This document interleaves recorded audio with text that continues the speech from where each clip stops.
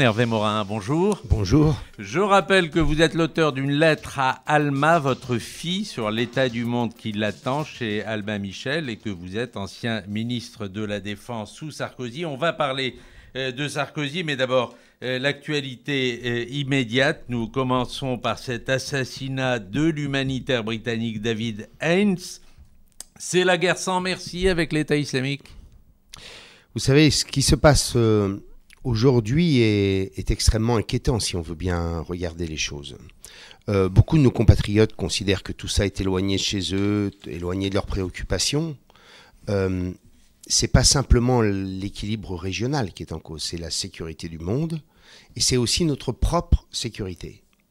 Cette question-là, ça mérite 2 minutes d'analyse. Vous voyez bien qu'on a aujourd'hui toute une série de foyers de tension et de foyers, j'allais dire, de guerre presque. L'État islamique du Levant et la Syrie au niveau de l'Irak. Vous avez ensuite la Libye qui est en totale décomposition. Vous avez des mouvements en Afrique comme Boko Haram ou les Shebab en Somalie. Et donc vous avez là des foyers de tension et de déstabilisation absolument majeurs. Et il y a quelque chose d'absolument nouveau dans tout cela. C'est que l'État islamique du Levant, contrairement à Al-Qaïda, ne cherche pas simplement à détruire ou à mener des actions terroristes. L'État islamique du Levant cherche à construire et à fabriquer un régime et un système qui est un califat génocidaire et à le propager sur l'ensemble de la région. Et quand vous avez en tête qu'en Irak, l'Irak a pour voisin la Jordanie, régime faible, l'Arabie saoudite, régime colosse au pied d'argile, mais régime aussi relativement faible, que les voisins de la Jordanie s'appellent par exemple le Liban, vous voyez bien que vous avez là des facteurs de déstabilisation absolument majeurs pour la sécurité de la région et bien entendu du monde. Et quand vous évoquez la question de la Libye, les risques de propagation sur l'ensemble de la zone Maghreb-Machrek sont extrêmement importants. Et à travers ça, bien entendu, ce sont des États qui, s'ils s'installaient, seraient capables ensuite de mener des opérations sur notre continent, sur le continent européen. Et donc on a là des phénomènes extrêmement graves et des phénomènes pour lesquels il est inconcevable de ne pas réagir. Nous devons agir et nous devons agir avec beaucoup de fermeté. Il ne s'agit pas d'être dans la demi-mesure. Quand l'État islamique du Levant se situe à 50 km de Bagdad, la communauté internationale doit réagir pour éviter que le gouvernement irakien ne tombe et que Bagdad soit pris par ces mouvements terroristes. Vous êtes ancien ministre de la Défense, Hervé Morin. Est-ce que François Hollande avait raison quand il demandait une intervention en Syrie et est-ce qu'Obama a eu raison d'y être opposé? Il avait tort parce que ce qu'il proposait ne réglait rien. Quand vous avez un but de guerre, quand vous décidez de faire la guerre, vous devez avoir un but politique. Quel but vous avez? Qu'est-ce que vous voulez faire? Comment vous allez construire après l'opération militaire? Et là, on voyait bien qu'il n'y avait aucune bonne solution. On a même eu aussi Laurent Fabius qui, derrière, proposait que nous puissions fournir des armes. Armes qui seraient aujourd'hui dans les mains probablement de l'État islamique du Levant ou dans les mains d'Al-Nusra. Et donc, ce que je dis, c'est que face à l'État islamique du Levant, qui est équipé aujourd'hui des armes modernes de l'armée irakienne qui lui ont été fournies par les Américains, la communauté internationale doit réagir. Ce que je regrette une nouvelle fois dans cette histoire, c'est que les Européens sont des spectateurs de cette histoire. Parce que nous ne voulons pas construire l'Europe qu'il nous faudrait. Nous serons encore la décoration d'une opération qui, pour l'essentiel, est décidée, organisée par les Américains. Est-ce qu'un jour on va pouvoir enfin partager cette idée simple que si on veut retrouver de la souveraineté, il faut construire l'Europe, mais l'Europe politique, sur la politique étrangère, la politique de sécurité. Et vous voyez bien que ce n'est pas les 17 tonnes de vivres et les quelques escopettes que nous avons fournies aux malheureux Kurdes qui sont en train de combattre l'État islamique du Levant qui va suffire. Et donc ce dont on a besoin, c'est de construire une réponse européenne qui permettrait de pouvoir parler d'égal à égal ou presque avec les Américains.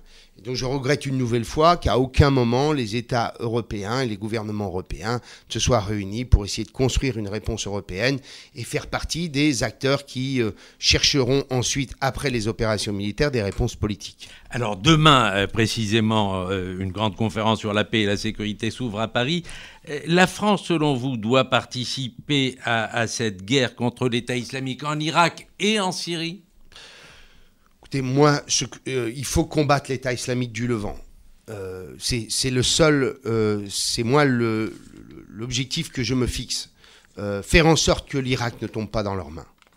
Donc après, reste à créer les conditions, à voir, mais moi ça je suis pas capable de le dire, parce que j'ai pas les éléments, j'allais dire, opérationnels pour construire cette histoire, mais ne considérons pas que la frontière est quelque chose qui pourrait arrêter nos opérations. Je veux dire, nous devons combattre ce mouvement terroriste qui cherche à instaurer un califat et à faire ensuite que ce califat soit la base pour déséquilibrer toute la région. C'est aussi simple que ça. Alors, on en vient à la politique intérieure et on va commencer avec Nicolas Sarkozy qui est en train de revenir sur la scène politique et qui souhaite faire un grand parti unitaire avec les centristes. Vous avez dit non très vigoureusement, mais vous êtes pour une alliance ? Moi, je suis pour construire un schéma politique radicalement nouveau. Vous voyez, j'en ai marre de l'obsession présidentielle. J'en ai marre qu'à 3 ans du scrutin, nous soyons déjà dans la course à la présidentielle. Vous vous rendez compte du ridicule de la situation ? Il y a 8 candidats à l'UMP. 8 candidats. Chaque matin, quelqu'un se lève pour dire « Moi aussi, je suis candidat pour les primaires », la présidentielle du pauvre, en quelque sorte. Parce qu'il se dit comme ça, je vais compter dans l'alternance suivante. Vous voyez bien que derrière tout ça, il n'y a plus de construction de projets collectifs. Il n'y a plus à aucun moment des familles politiques qui se posent la question de savoir qu'est-ce que je veux pour la France et les Français. Vous avez des hommes et des femmes qui sont comme des coureurs du 100 mètres dans leur couloir, avec comme seul objectif la primaire et de démontrer que tout en étant dans le même parti politique, ils sont différents des autres. C'est à qui aura les plus beaux muscles et qui démontrera à quel point sa personnalité est tellement différente de celui avec lequel il partage pourtant, grosso modo, à peu près la même chose. Et derrière tout ça, vous avez, in fine, une élection présidentielle qui devient un robinet de démagogie, où il n'y a plus aucune cohérence d'ensemble. Et enfin, une présidentielle où un parti politique qui fait 20% au premier tour capte tous les pouvoirs. Et un président de la République qui est à la fois président de la République, Premier ministre des Affaires étrangères, ministre de la Défense, ministre de la Sécurité sociale, ministre de l'Économie et des Finances, garde des Sceaux et ministre de l'Intérieur. Et vous voudriez que ce système-là soit capable de transformer le pays. Nous sommes aujourd'hui, nous avons besoin de réécrire la page institutionnelle de la France. Nous avons besoin de construire, comme dans tous les pays européens sans exception, des coalitions larges, capables ensuite d'avoir un socle politique suffisamment large pour transformer le pays. Eh bien, si je suis président de l'UDI, c'est ça que je veux faire. Moi, je veux d'abord, au lieu de se dire il faut être au premier tour de la présidentielle, je veux d'abord construire une majorité politique large qui soit une alternative à l'UMP et au PS, avec comme objectif de dire aux centristes de l'UMP, aux François Fillon, aux Alain Juppé, aux François Bayrou, à toutes celles et tous ceux qui à gauche sont déçus du Parti socialiste, je pense aux sociodémocrates, aux écologistes qui ne se reconnaissent pas dans Mme Duflot, leur dire nous allons partager tous ensemble un projet collectif, faire en sorte que nous soyons capables de construire une alternative, et ensuite, dans un second temps seulement, nous intéresser à qui portera ce projet politique. Ça changerait tellement qu'on s'intéresse enfin à la France et aux Français. Vous êtes quand même pour une alliance électorale avec l'UMP, vous l'avez dit, mais vous avez dit que c'était une alliance électorale avec certaines personnes à l'UMP comme François Fillon ou Alain Juppé. Vous excluez l'ancien président ? Et le président de la République, l'ancien président de la République, il est sur un schéma UMP, d'accord ? Je prends l'UMP et ensuite je vais jusqu'à la présidentielle. C'est-à-dire être sur, comme je vous le disais, sur une base électorale des 20-25% de premier tour. Moi, je veux construire autre chose. Je veux que nous soyons sur un socle politique large, que nous soyons ceux qui, grâce à la centralité de l'UDI, puissions mettre autour de la table celles et ceux qui ont envie de construire une alternative à l'UMP et au PS. Et c'est pourquoi je veux mettre autour de la table toutes celles et tous ceux qui, à la fois, ont des ambitions individuelles, mais qui d'abord se préoccuperaient d'avoir un projet pour la France et les Français, et on verra dans un second temps qui sera, j'allais dire, présélectionné par les Français. Parce que quand vous regardez les choses sérieusement, vous voyez bien qu'il n'y a pas besoin de primaire pour savoir qui va être candidat. Souvenez-vous, en 2007... Pour savoir qui va être candidat, monsieur Morand, on n'a pas de primaire. Pour savoir qui va les gagner, on a besoin. Regardez, en 2007, ce ne sont pas les éléphants du PS qui décident du candidat du Parti socialiste. Ce sont les Français qui finissent par désigner, en quelque sorte, Ségolène Royal. Même chose pour Nicolas Sarkozy. Il avait contre lui tout le clan Chirac, Dominique de Villepin, et ce sont les Français qui finalement l'ont imposé. Ça veut dire quoi? Vous êtes en train de nous dire qu'il n'y a pas besoin de primaire, c'est ça? Je dis que moi, je ne veux pas d'abord fixer ma construction ou la construction politique de l'opposition à travers la question des primaires. Je veux d'abord construire un socle politique large en mettant des hommes et des femmes qui vont partager un même projet politique. Et ensuite, vous verrez bien, d'eux-mêmes, les Français diront « Tiens, ça me paraît éventuellement tenir la route ». Et en clair, vous aurez la multitude et la myriade des sondages, des enquêtes, de l'opinion publique qui finalement dira ben voilà, celui-ci, il est plutôt bien placé. S'il faut pour finir des primaires, il y aura des primaires. Mais je pense que le mode de sélection pourrait éventuellement se faire sans primaire. Ah, c'est intéressant, pas de primaire, donc y compris pour le centre. Hein. Vous parlez également pour le centre et pour la droite, là, actuellement. Il y aurait donc un seul candidat qui sortirait du rang, qui vous représenterait et les uns et les autres. Regardez bien, si vous avez... On est dans une configuration politique extrêmement particulière. Pour l'instant, on considère qu'il y a quasiment une qualifiée de premier tour. C'est Marine Le Pen. Voilà. Et ensuite, qui est qualifié avec Marine Le Pen? C'est à peu près la situation aujourd'hui. Je ne sais pas si on en croit le sondage ce matin du Parisien. Ça n'a pas l'air aussi évident. Bon, mais tant mieux, j'en suis ravi. Mais enfin, c'est un vrai souci. Voilà. Il va falloir aborder la présidentielle avec un grand sens de la responsabilité. On ne peut pas se permettre des candidatures multiples et diverses. Mais si vous avez, durant toute l'année 2016, un homme qui est à 25% dans les sondages et l'autre à 10 ou à 15%, assez naturellement, on considérera que les choses doivent se regrouper autour de cette personne. Voilà, c'est ça que je veux dire.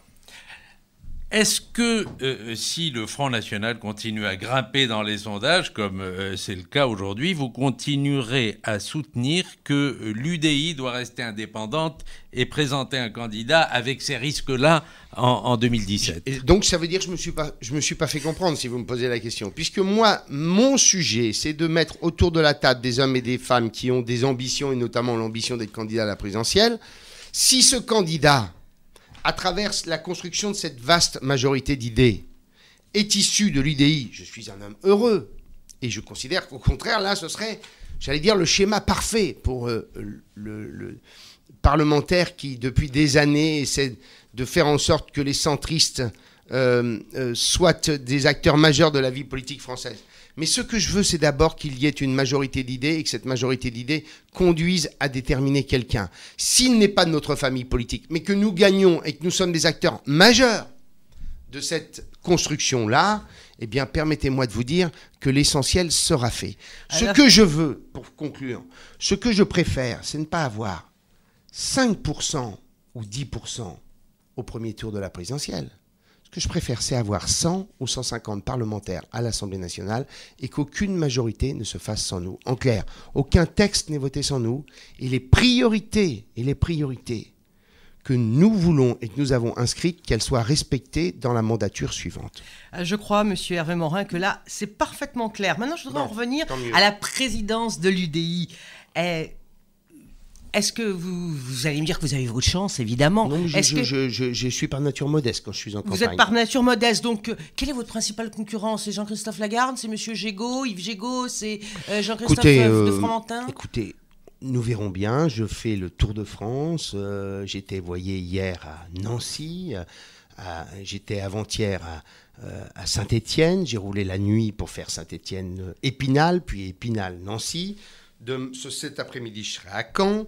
Et puis vous êtes chez nous à RCJ ce matin. Et ce matin, je suis à RCJ. Vous voyez, donc, et je suis cet après-midi, avant d'aller à Caen, je suis dans le Val d'Oise. Donc vous voyez, je tourne, je fais le Tour de France. Je trouve que c'est un formidable exercice.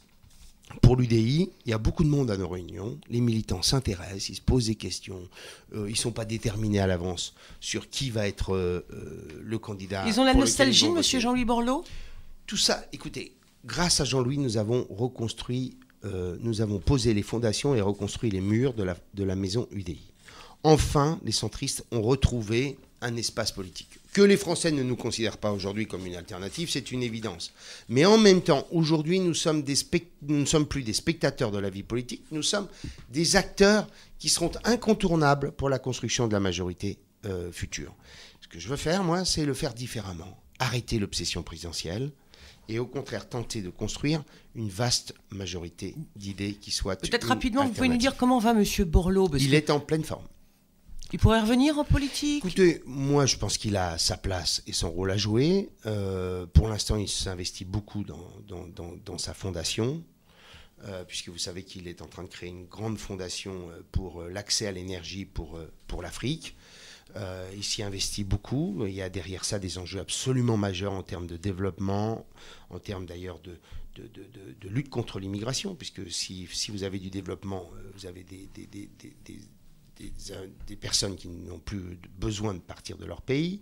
Bref, faire en sorte qu'on permette à tous les Africains d'accéder à l'énergie. C'est ça son projet, mais qu'ils puissent, dans un second temps, revenir non pas dans la vie partisane quotidienne, mais comme un des acteurs majeurs pour construire un projet politique, ça me semble quelque chose de possible.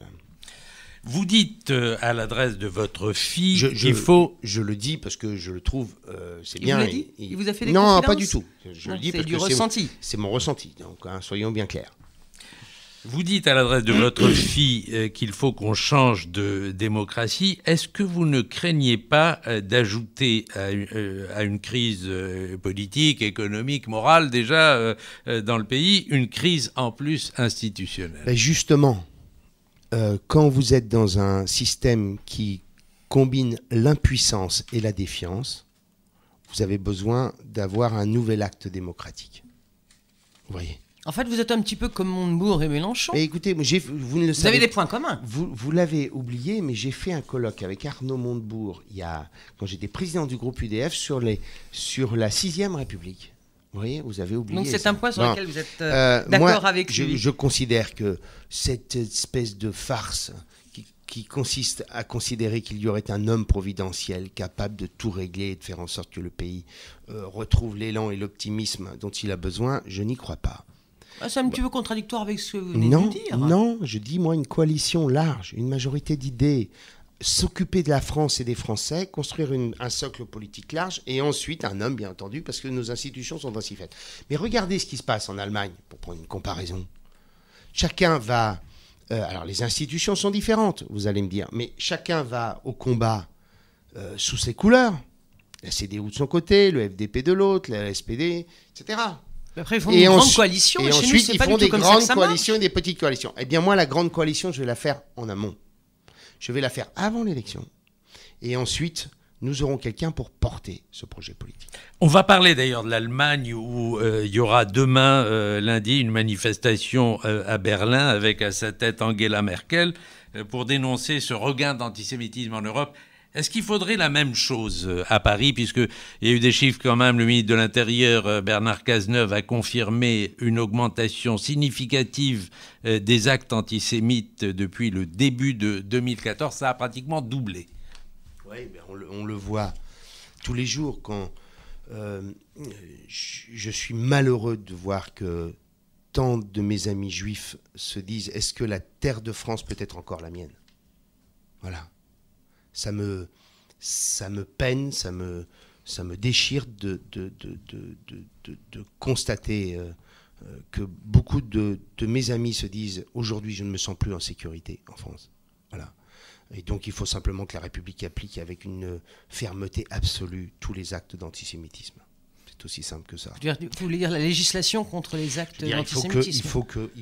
Il faut qu'on soit d'une fermeté absolue et que les sanctions tombent à chaque fois qu'il y a... Alors Bernard Cazeneuve, il dit le gouvernement est déterminé à lutter contre ces petites haines qui rongent la République. Qu'est-ce qui fait qu'on a un gouvernement qui est déterminé, c'est incontestable sur ce plan-là, et le nombre d'actes antisémites ne cesse de progresser? Je reviens sur les manifestations pro-palestiniennes. J'ai approuvé le gouvernement quand il a interdit un certain nombre de manifestations. Parce qu'on voit bien à quel point sur ces sujets-là, il faut être d'une vigilance absolue. Ce qui se passe au Moyen-Orient a des résonances sur la société française. Et donc il faut absolument avoir un grand esprit de responsabilité quand on aborde ces questions. Ça me semble essentiel. Et donc j'invite tous les responsables politiques à avoir en permanence en tête qu'il s'agit de sujets qui sont extrêmement lourds dans une société française qui est déjà autant en proie aux divisions et où voilà, quand un pays n'a plus d'optimisme, quand un pays manque d'élan, eh bien les haines ont tendance encore un peu plus facilement, peuvent émerger encore un peu plus facilement. Manuel Valls, le Premier ministre, fait son discours de politique générale mardi. Il va y avoir un vote de confiance. Vous allez voter pour, contre, vous allez vous abstenir? Vous savez, j'ai eu une formule que j'ai utilisée, qui est de dire nous ne sommes pas là pour être la roue de secours du Titanic. J'avais employé cette formule-là. Elle est imagée, elle est dure. Oui, pour montrer à quel point c'est absurde. Voilà, voilà, Manuel Valls. Malheureusement, comme François Hollande, n'ont plus aujourd'hui le socle politique dans le pays pour être capable de mener les transformations dont la France a besoin. Donc vous allez voter contre? Donc bien entendu, je ne donnerai pas ma confiance à Manuel Valls. Mais il n'y a pas d'abstention, c'est ce que je veux vous dire. Non, absolument pas. Pas pour moi. C'est contre, d'accord. Je reviens un instant, rassurez-vous, sur le livre de Madame Trier-Villers, puisque maintenant tout le monde... Grand sujet. Tout le monde peut le lire sur le net. Enfin, au moins, elle aurait gagné de l'argent. Voilà. Mais moi, peut-être qu'elle pensait, c'est sur le net maintenant. Il y a quand même cette phrase qui a une dimension politique, c'est pour ça qu'on aborde le sujet, sur les sans-dents. Tous ceux qui connaissent bien François Hollande disent que ça ne lui ressemble pas. Qu'est-ce que vous en pensez vous-même? Eh bien moi, je pense qu'on ne peut pas inventer une formule comme ça si elle n'a pas été dite. Oui, mais tout dépend le contexte dans lequel elle a été dite, cette formule. Écoutez, je sais pas, elle dit qu'elle a des c'est pas que je vais me faire à tout prix l'avocat du président, mais c'est quand même difficile, là, ce qu'il est en train de vivre avec ce livre qui est... je crois que c'est M. Duhamel dans le Libé qui disait que c'était une vilainie. Oui, c'est quand même difficile pour lui. Il y a quand même trahison, là. Ah bah bien sûr, mais enfin, écoutez, c'est quand même lui qui s'est baladé. Je pense un petit peu peut-être en disant ça, mais c'est quand même lui qui s'est baladé en scooter avec un casque sur la tête, quoi. Enfin voilà, quoi. Enfin, écoutez, moi chacun fait ce qu'il veut de sa vie privée, mais quand on est président de la République, on a quand même l'obligation d'avoir un comportement qui soit à l'image de ce que représente... On est éloigné des sans-dents, là. Ça prouve pas qu'il a bien dit, les sans-dents. D'accord, je suis bien d'accord avec vous, mais écoutez, de toute façon, je n'en sais rien. Moi, je pense qu'on ne peut pas inventer une formule comme ça. Alors après, quelles sont les conditions dans lesquelles ça a été dit, je n'en sais rien. Mais enfin, il a quand même beaucoup dégradé la fonction présidentielle à travers les différentes farces ou ce théâtre de boulevard auquel on a assisté ces derniers mois. François Hollande, justement, il tient une nouvelle conférence de presse jeudi. Vous attendez quoi de lui? Écoutez, je pense qu'on peut malheureusement plus attendre grand-chose. C'est bien ça. C'est pour ça que pour moi, ça ne peut pas durer encore 3 ans.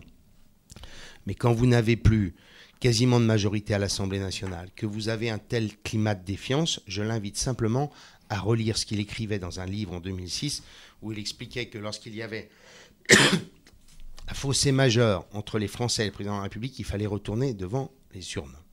Je l'invite à mettre en œuvre ce qu'il a dit. C'est tout. Dissolution ou démission du président? Écoutez, on a maintenant une dernière cartouche. Il a tiré en quelque sorte sa dernière cartouche, c'est un gouvernement resserré autour de Manuel Valls. Une majorité de plus en plus faible, soit il échoue, soit il réussit. S'il échoue et si dans 6 mois, 8 mois ou 9 mois les choses vont mal, il y aura bien un moment ou un autre, il faudra une réponse politique. Et la réponse politique, c'est le suffrage universel. Alors le suffrage universel, il peut prendre deux formes. La démission. Quand je disais ça il y a un an et demi, tout le monde me disait que c'était absolument scandaleux, mais j'observe que beaucoup aujourd'hui en parlent. L'autre solution, c'est la dissolution, on verra bien. Ou encore un référendum, qui serait un référendum où il engagerait sa responsabilité. L'avantage de la Ve République, c'est qu'il y a plusieurs voies possibles pour revenir devant les Français. Hervé Morin, président du Nouveau Centre, député de l'Eure et candidat à la présidence de l'UDI. Merci d'avoir été l'invité du Grand Entretien.